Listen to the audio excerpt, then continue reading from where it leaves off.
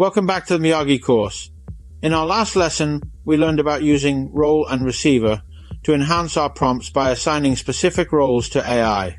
Today, we'll explore how to get prompt coaching to further improve our prompting skills. This is the most amazing technique I know. It will challenge what you think and your entire belief system. Most people use AI wrong. They think of it as an assistant. Therefore, AI behaves as an assistant. Instead, ask AI to think like a coach. You can ask AI to ask you questions, and therefore, you become the interview designer. How awesome is that? Speed is just a thing, but it will change how you think. When you treat AI as a highly intelligent thinking partner, you can ask it for help with prompting itself. This is a game changer in refining your interactions.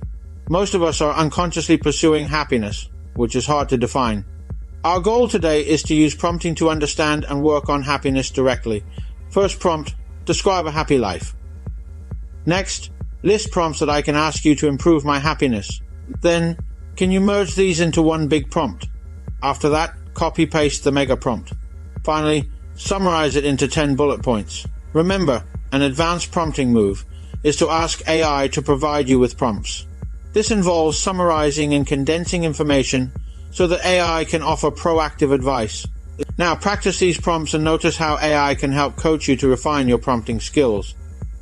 It's surprising how many of you, over 74%, are regular viewers but haven't subscribed yet. If my videos have ever sparked a new idea or made your day a little brighter, please do me a favor and hit that subscribe button. Your support means the world to me and helps me make even better content for you. Deal? Subscribe now and let's continue this journey together in the next video. Thank you for watching. All the prompts are listed below. Check the description for a link to subscribe to my email list and get my free guide, which is always kept up to date with the latest tips. In the next lesson, we'll explore how to use styling layers to add depth and complexity to your prompts.